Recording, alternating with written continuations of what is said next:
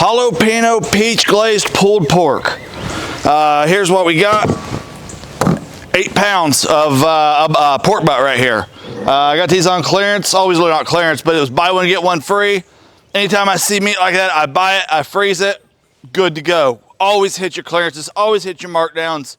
If not, you're paying way too much. And around here, I go through so much food, it has to be marked down. But what we're gonna do here, and I'll bring you in, but I'm gonna put 2-3 tablespoons of apple cider vinegar down in the bottom, put my pork butt in after I slice it. I'll bring you in close to show you that, and I'm gonna top it off with apple juice. I don't know why it makes it so much better. A friend of mine is the chef several years ago, did some baby back ribs, pressure cooked in apple juice with apple cider vinegar. 45 minutes later, had the best ribs I've ever had in my life. Of course, after that, he caramelized some barbecue on them. But the texture of the meat was so juicy and just falling apart, you couldn't even get it out of the pot with the meat falling off, without it falling off. So that's why I do it. Zero research went into why I do that. I just keep doing it. If it works, it ain't stupid. All right, I'm gonna bring you in and show you how I'm gonna slice this up, and we'll get it in and we'll get it rolling. Slow cooking for 8 hours.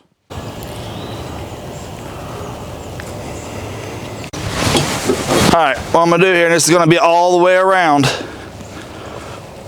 I'm just gonna make slices round about an inch apart. If you don't have an inch, less than 2 fingers, thumb, give it a good thumb.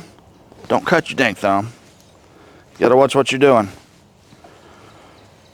All I'm gonna do is make hash marks. So I want that juices, the apple juice, to be able to really get down in here good. On the other side, I'm gonna go half off, because you see right here, if I came all the way across, here would be my next cut line down, but I'm coming half off. I just do that so it, I don't weaken. I want to keep this as whole as I can.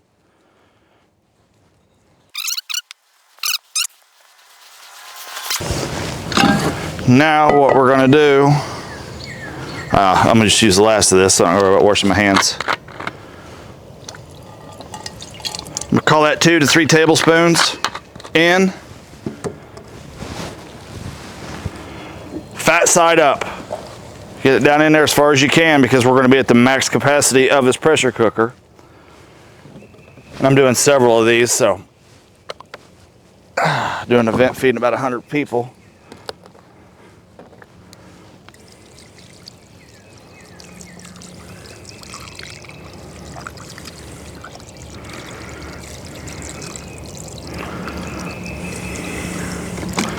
See, I'm right there, probably a little over max capacity.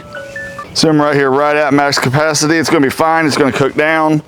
Some of that's gonna go under. But anyhow, let me wash my hands. All right, here we are. Pork butts in the apple juice and apple cider vinegar. Drop it in the pressure cooker. Well, I'm not gonna pressure cook, but slow cooker today. Slow cooked for 8 hours.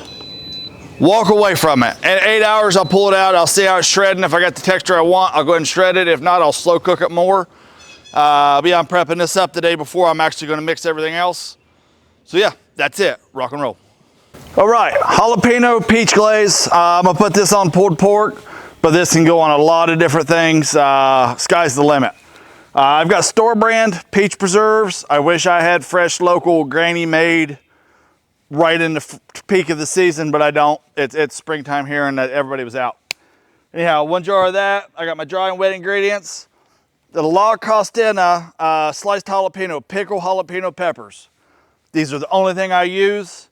And a side note, you can use soy sauce instead of coconut aminos.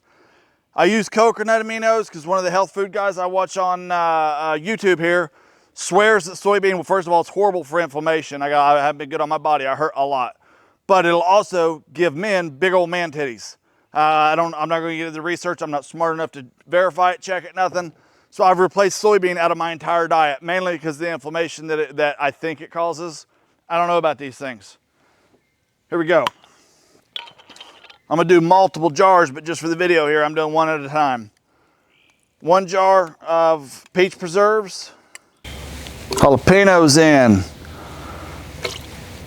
Wet stuff in. Dry stuff in.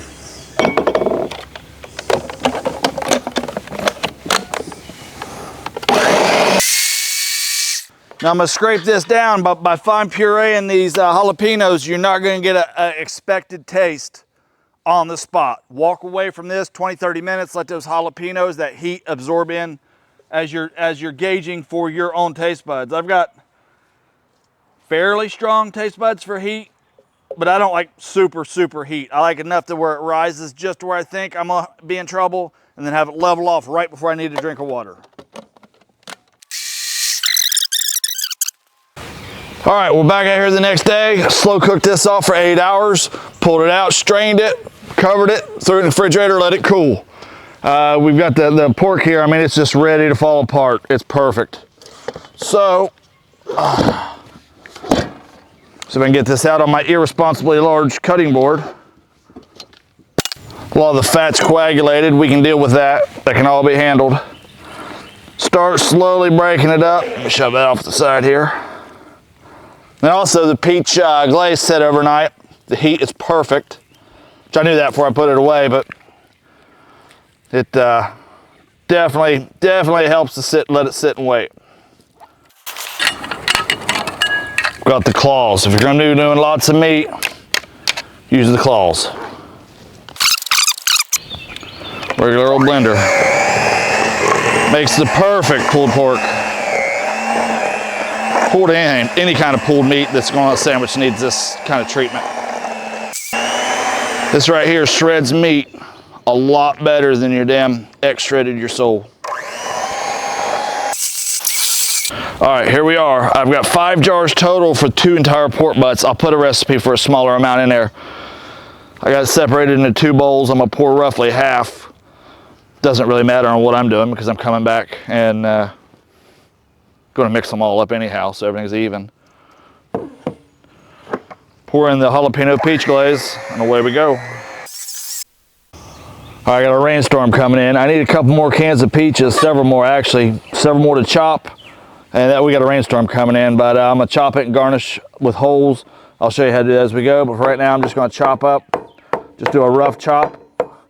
I'm just looking to get the taste and texture of the cold peaches down in this.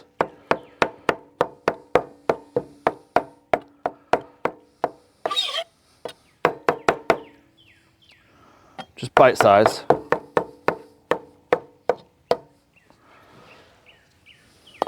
In case I get rained out and can't finish this scene, just gonna throw it right in, mix it all in. And when it's done, I'll garnish it out with jalapenos and more peaches.